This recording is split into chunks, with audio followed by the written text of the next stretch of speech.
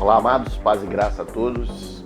Hoje um vídeo, um título: A tolerância de Deus com a maldade dos homens. Vamos dar uma pincelada sobre esse tema. Eu inicio com um versículo de capa muito interessante, que é: até quando, ó verdadeiro e santo dominador, não julgas e vingas o nosso sangue dos que habitam sobre a terra? Então a gente vai falar um pouco antes ali do dilúvio, qual que era a realidade naquele momento e por que motivo o dilúvio veio. E se aquele momento ele tem alguma semelhança com exatamente nesse momento que nós vivemos. Então é dentro dessas comparações que a gente vai analisar hoje. Antes disso, eu peço que você deixe seu like, aperta o dedinho aí, deixa o like, se inscreva no canal, por favor. Você que está vendo meu vídeo aí pela primeira vez ou já viu outras vezes e não é inscrito no canal, se inscreve no canal. Isso vai me ajudar, a levar esse vídeo cada vez mais para frente. Mais pessoas podem ver. É limitado. Quando você tem um número limitado de visualizações, o Face não leva, o YouTube não leva, aí a gente fica sempre naquele pouquinho, né? E quanto mais pessoas tiverem acesso ao vídeo, a um vídeo de evangelização da palavra de Deus, para levar um pouco de conforto, aos corações, melhor, tá bom? Mas vamos lá ao estudo de hoje, aquilo que a gente vai abordar hoje. E eu inicio lá em Gênesis 5, no seguinte versículo: e viu o Senhor que a maldade do homem se multiplicara sobre a terra e que toda a imaginação dos pensamentos de seu coração era só má continuamente. Então tudo que o homem projetava de dentro para fora, naquilo que ele ia realizar, não existia nada de bom, só existia de mal. Ele estava corrompido, espiritualmente corrompido. Bebedeiras. Por que eu falo bebedeiras? Você está dizendo bebedeiras. Porque a Bíblia diz que nos finais dos dias hoje seria como nos tempos de Noé. Bebiam-se e comiam, casavam-se e davam-se em casamento. Ou seja, eles viviam em festas, orgias, eram maléficos, eram insensíveis ao amor, às outras pessoas. Para eles não existiam, matavam. O prazer era matar, era derramar sangue. O prazer era derramar sangue. A Bíblia diz que dentro daquele processo de pecado, de orgia, vieram os nefilins, que eram guerreiros cruéis, homens malvados, que a Bíblia se limita até a falar mais um pouco de tão ruim que eles eram, de tão corrompido. O desejo do homem era o mal, só desejava o mal. Ele olhava para o outro, olhava para outras nações, somente com um olhar de maldade. E era isso que Deus observava naquele momento. E hoje nós não fugimos muito disso, não. Mudando um pouco aí agora, nós vamos ver que de Adão até ao dilúvio foram 1656 anos. Não foram tantos anos assim para que o homem se corrompesse de tal forma, E hoje nós já temos aí um bom tempo, só no Novo Testamento, 2000 e poucos anos. Fora aquele restante do Velho Testamento, que pode estar chegando na casa dos 6.000 e poucos anos do dilúvio para cá, quase 7.000 anos, Então de Adão até o dilúvio foram 1656 anos, o suficiente para o povo se corromper de tal forma que Deus deu um passo atrás, O homem só queria naquela época o poder, ele só viu o poder. E quando você só enxerga o poder, você só enxerga para você mesmo. Só enxerga para você mesmo, você não consegue olhar para o outro. Quantas explorações existem aí porque a pessoa quer só ganhar. Quando você quer só ganhar, você escraviza o outro, o seu próximo, de tal forma que você fica cego para esse momento e você nem percebe que você está escravizando, Você está sacrificando a vida do teu próximo para o benefício próprio seu. E isso acontece quando você quer ganhar, só ganhar. Você quer que ele trabalhe para você e só tirando, só sugando. Uma hora ninguém aguenta, Então o homem, ele só queria o poder através de quê? Através das guerras. E hoje é diferente, Olha os conflitos. que existe é diferente. Não é diferente. Todo mundo quer o poder, as nações querem o poder. Né? Você vê os Estados Unidos agindo em todos os países, para quê? Para ser dominador. Não é que ele é bonzinho, ele é tão bom, ele intervém aqui conosco porque ele é muito bom, quer nos ajudar. Não, ele é dominador, ele quer ver o benefício que vai para ele, porque se aqui não tiver benefício nenhum, ele não vem nem aqui. Eu vou dar um exemplo claro, o Zimbábue é uma nação que passa fome, necessidade, crianças morrem lá na África, não é só o Zimbábue, outros também países lá, que morrem, que são tribos, brigas tribais, que matam uns aos outros. E por que eles não intervêm nesses países? Porque esses países não têm nada a oferecer. Se eles tivessem alguma coisa para oferecer de bom, né, dinheiro, eles iriam lá. Então eles não são bonzinhos, são interesseiros. Né? E é assim que o mundo caminha, com todos os países. Você pode contar aí, por que a Rússia invadiu a Ucrânia?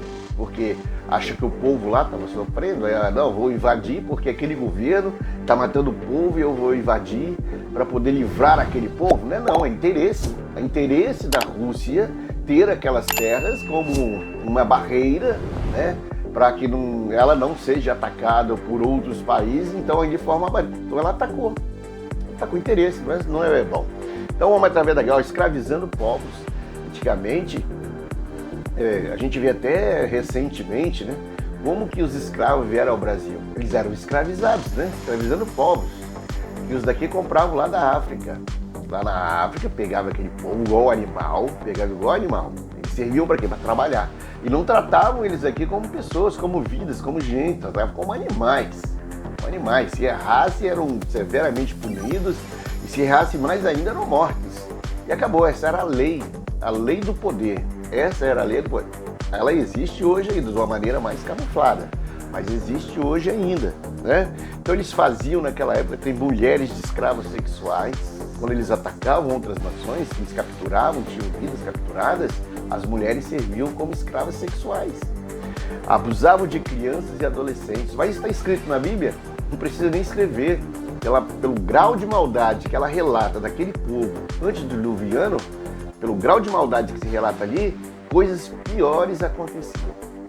Ainda em Jeremias 34, 8 e 9, esse versículo é interessante. O Senhor dirigiu a palavra a Jeremias depois do acordo que o rei Zedequias fez com todo o povo de Jerusalém, de proclamar a libertação dos escravos. Todos teriam que libertar seus escravos e escravas hebreus. Ninguém poderia escravizar um compatriota judeu. Em Israel, lá no tempo do rei Zedequias, se você pegasse um dinheiro emprestado com alguém, com outra pessoa, e você não conseguisse pagar esse dinheiro, ele escravizava você e sua família. Escravizavam. Você ia trabalhar como escravo para ele. Eu não sei o tempo ou se para até pagar aquele valor. Vou procurar até saber como que isso funcionava. Mas eles escravizavam. Aí Deus olhou para ele e falou: rapaz, tem um negócio errado. Onde existe a misericórdia que Deus tem para nós, cadê que o homem absorve essa misericórdia? Então ele não absorve, ele não quer saber. Ele quer saber do dele. E Deus falou: não, vamos acabar com isso. Então, Deus determinou os reis Zedequias que ele acabasse com essa escravidão. Ele acabou com a escravidão ainda só do povo judeu, mas tinha os outros povos que eram escravizados ali, que eles não foram libertos, mas tiveram mais uma chance de vida, né? Então, é exatamente essa visão que a gente vê hoje, só que um pouco mais camuflada, mas ela não deixou de existir. Tem um versículo em Gênesis 6:7 que diz o seguinte, presta atenção nesse versículo, olha só o que está acontecendo, ó. E disse o Senhor: destruirei o homem que criei sobre a face da terra, desde o homem até ao animal, até ao réptil e até as aves do céu, porque me arrependo de os haver feito. Deus, ele usou aqui no versículo, usa uma palavra de eu me arrependo. Deus não se arrepende, porque Deus é onisciente, Deus é onipotente, Deus é onipresente. Então Deus, ele não se arrepende. A palavra se arrepender aqui é Deus dizer assim: eu tenho compaixão, eu tenho dó deste povo. eles estão pecando demais, eles estão perdidos. O amor de Deus foi tão grande que ele sentiu que ele precisava tomar atitude. Aquela atitude que Deus, mesmo que fosse drástica pela parte do homem, mas para Deus era um ato de misericórdia. Era um ato de misericórdia, livrar aquele povo daquele mal de que eles estavam envolvidos. Por isso a palavra diz, colocou assim, me arrependo. Eu me arrependo, não, eu tenho dó, eu tenho compaixão, eu tenho pena desse povo, eu vou tirar ele daí. Para você ter ideia que Deus, olha como que diz, destruirei o homem. Eu te pergunto, Deus destruiu o homem? Não, Deus não destruiu o homem, porque Noé passou. Noé passou ele, os filhos e as noras, e a esposa. Então, quando a gente vê destruirei o homem, é destruirei aquela maldade, aquele momento. Porque aquele momento estava causando desconforto em Deus. Aquele momento daquela atitude má do homem estava causando desconforto em Deus. Por isso ele usou aquela expressão, a Bíblia usa a expressão, eu me arrependo, ou seja, eu sinto pena desse povo. E ele acabou não destruindo o homem. O homem permaneceu, ele destruiu aquele momento de pecado. Era tão grande, tão abominável, que estava insuportável a santidade de Deus. Isso é legal para a gente ver. Vamos dar uma olhada aqui no versículo de 1 Pedro 3, 18 e 20. Olha, porque também Cristo padeceu uma vez pelos pecados, o justo pelo injusto, para levar-nos a Deus, mortificado, na verdade, na carne, mas vivificado pelo Espírito, no qual também foi e pregou aos espíritos em prisão, os quais noutro tempo foram rebeldes quando a longanimidade de Deus esperava nos dias de Noé, enquanto se preparava a arca, na qual poucos, isto é, 8 almas, se salvaram pelas águas. Então, a parte teológica ainda diz assim, né? Alguns teólogos, eu não quero entrar nessa parte de teologia, para mim não é interessante abordar isso aqui agora, de que quando Cristo morreu, ele desceu ao inferno, ele foi pregar justamente a esse povo, os antediluvianos, porque eles careciam da palavra de Deus. Mas eu não vou entrar nisso aí, isso aí não vai ser interessante, porque eu quero pegar essa longanimidade de Deus, quando Deus esperava, ou seja, Deus já tinha determinado que ia destruir aquele momento, ia acabar com aquele momento, e pediu para que Noé fizesse a arca. Mas neste momento em que Noé construía a arca, Deus aguardava, a longanimidade de Deus, ele aguardava pacientemente que houvesse ali uma mudança de atitude naquele povo para que ele não precisasse destruir. E Deus aguardou, né, enquanto se preparava a arca. Mas não houve mudança de atitude, não houve mudança de direção de pensamento daquele povo. Aí o dilúvio veio. Aí é o que eu digo para você, Deus destruiu o homem? Não, Deus não destruiu o homem, porque aquele mesmo disse, 8 almas se salvaram pela água. 8 almas. Então o homem passou. O homem, o projeto de Deus com o homem, o projeto de Deus conosco, ele continuou. Tanto é que nós assistimos hoje. Hoje tem a igreja aí que é representante dos céus aqui na terra. O que ligares no céu, na terra será ligados no céu. O que desligares na terra será desligado no céu. A igreja é representante do Deus vivo, né? Com a presença do Espírito Santo nos instruindo, né, a como caminhar neste mundo perverso. É dessa forma. Deus tem projetos com homens bons. Deus tem projeto com homens bons na terra e nos céus. Qual é o projeto que Deus tem conosco? Pessoas boas. Quem são pessoas boas? Aqueles que servem a Deus. Aqueles que têm os mandamentos do Senhor e os guardam, ou seja, eles estão sempre ali de olho naqueles mandamentos para que eles não pisem fora do caminho, que o caminho seja sempre reto. Então Deus tem projeto comigo aqui na terra. Qual que é o projeto? Evangelizar, levar a palavra de Deus, fazer com que almas, vidas se convertam, se endireitem, porque a maldade aqui também é grande. E no céu são outros projetos, projeto de salvação nos céus. Nós temos projetos lá que a gente não conhece ainda, não sabe ainda, porque Deus vai revelar isso para nós quando estivermos lá com Ele. A humanidade de hoje, como é que você vê então, fazendo esse paralelo, como é que você vê aquele tempo e agora, né? Hoje existe de 49 a 51 países de maioria muçulmana no mundo. que isso significa? O Evangelho ainda tem dificuldades em chegar a muitos países. E Jesus disse que quando que viria o Cristo? Quando todos soubessem da palavra de Deus. O cristianismo na Europa, como padrão, olha, ele se foi. Hoje há uma ascensão de uma Europa não cristã. Aí eu trouxe uma tabela que é interessante. Olha só como é que está essa tabela para a Europa. O que está em vermelho, eles não dizem que não tem religião. Não tem. E os que estão em amarelo são cristãos. E os que estão em cinza, são outras religiões. Então você vê que na Europa hoje, ter a religião ou não, para eles tanto faz. Se você segue a Cristo, para eles tudo bem. E aquele que não segue, tudo bem também. Não tem problema. Então você vê com o vermelhinho aí como é que está a condição hoje na Europa. Mas isso é bíblico. Isso é bíblico. Isso é... Você sabe como que dá o nome disso? A Europa foi um continente extremamente cristão. Se você olhar a história, você vai ver. Mas isso está se acabando. Mas isso é uma profecia. Porque olha só o que diz aqui, ó. Vamos dar só uma olhada aqui na... hoje percebemos uma igreja enclausurada, a igreja que não sai para evangelizar, não faz mais culto em ruas, não sai mais caminhadas, as caminhadas que estão tendo aí de chamado caminhada para Jesus, ela não está com objetivo, então é difícil. Olha, com comportamento empresarial, as igrejas estão com comportamento empresarial. Eu estou dizendo aqui no Brasil, tá? Mas fora é a mesma coisa. Se você for ali na África, os modelos de igreja da África são os modelos de igreja aqui do Brasil. Exatamente igual, um comportamento empresarial, né?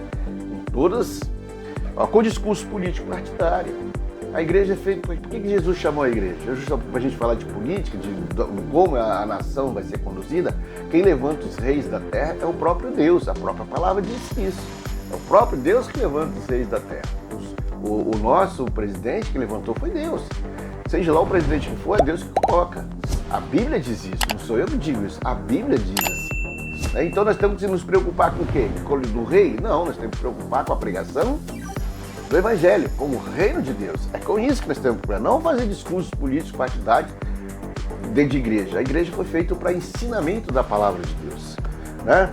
Com o Evangelho de conveniência. Hoje nós temos aí um evangelho de conveniência, não se prega muita salvação, né? Se prega muita prosperidade, porque isso agrada. Isso agrada. Se Jesus fosse agradar aquela população que andava atrás dele, aquela multidão, né, que andava atrás dele, se ele fosse agradar, ele carregava o Israel inteirinho. O Israel não ia rejeitar Jesus.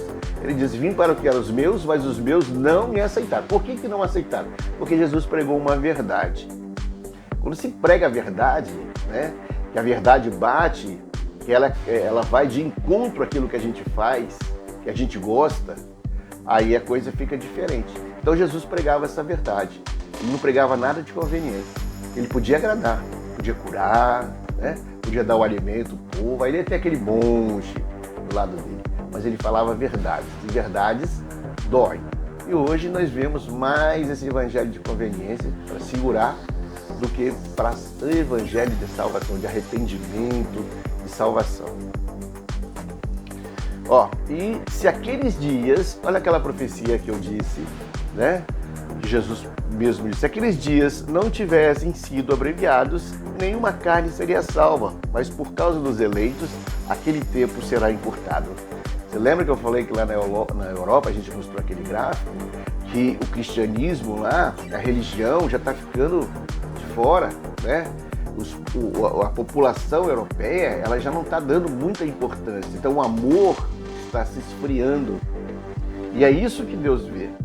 Então este momento é o momento em que Deus vai olhar: poxa, chegou o tempo. E se eu não encurtar, nem eles vão. Nem os que estão lá vão. É o que diz os versículos. Mas por causa dos eleitos, aquele tempo será encurtado. Porque se não encurtar, até os eleitos vão embora. Então, olha o que está acontecendo hoje. Olha o que está acontecendo. Esfriamento. Avivamento. E avivamento em um lugar, o resto tudo morno. E o que não está morno, já está morto. É avanço de outras religiões contrárias a Deus, né, que está propagando aí. E a igreja vai ficando aí, né? Brigando uns com os outros pela internet, nos sites evangélicos, você só vai descobrir, você nem sabe que é evangélico, mas é uma briga um com o outro, um falando mal do outro. O evangelizar, de fato mesmo, evangelizar as pessoas, ela não existe. E eu falo isso assim, às vezes a pessoa pensa que eu estou falando só para evangélicos, não, é católicos mesmo, é aquele católico que diz que é católico que só vai na igreja uma vez. Aquele católico que está lá na igreja, que ajuda o padre das comunidades, esses são os fiéis. Aqueles que eu estou falando, os outros para mim não são. Mas esses aí que eu estou dizendo, esses que estão lá sempre ajudando, né, se prontificando a estar ajudando o outro, ajudando o padre, ajudando lá na igreja, esses daí. Então, esses evangelhos, essas pessoas, nós estamos devendo e muito a Deus. E por isso que Deus vai encurtar esse tempo. Deus vai encurtar esse tempo para que a gente possa ser salvo também, né? Assim como a paciência de Deus chegou ao fim com os antediluvianos pelas atitudes que eles tinham, os dias atuais estão em seu fim. Nós estamos no fim, né? Porque a maldade que existe aqui hoje é exatamente a maldade que existia em Gênesis capítulo 6. É exatamente essa. E por aqui você já pode ver a imagem, né, de guerras que estão sendo já programadas para se iniciar agora. O mundo está por um fio. O mundo está por um fio. Está prestes a uma destruição. Eu, Reginaldo, não acredito numa destruição total através de bombas nucleares. Vai existir bomba nuclear? Vai existir, mas não vai destruir o mundo, porque antes que isso aconteça, Deus vai intervir como interviu em Gênesis 6. Porque quem criou o mundo foi Deus, e se tiver que destruir esse mundo, quem vai destruir é Deus e não o homem. Mas fique em oração, porque você tem filho, eu também tenho filho novo, as guerras estão chegando e a gente ainda não sentiu o peso de uma guerra, como sente os ucranianos, como sente também os russos, como sente os palestinos, como sente os israelenses, como sente tantos outros países e nações que estão em guerra civil, né, que a gente não sabe, ali da África, por exemplo, tem muitos que vivem ali em tormentos de guerra. Então, a gente nunca sentiu, temos a paz, mas oremos pelo mundo, oremos por nós, oremos por nossa conversão, porque próximo está o fim de todas as coisas. Jesus vai vir buscar a sua igreja. Quem é que faz parte da igreja de Cristo? Quem faz parte da igreja de Cristo é aquele que pratica o ide por todo mundo, pregar o evangelho, fazendo novos discípulos e batizando em nome do Pai, do Filho e do Espírito Santo, ganhando almas para Jesus, ganhando almas, juntando tesouros do céu. Que Deus possa te abençoar, que Deus possa levar ao teu coração o amor e a misericórdia dele, né? Que Deus possa te derramar sobre a sua vida tudo aquilo que você necessita, que você pede a Ele constantemente. Ele está te ouvindo na sua oração, né? Muitas vezes a gente acha que Deus não está, mas Deus está atento, seus ouvidos estão atentos às nossas orações. Deus te abençoe em nome de Jesus. Amém.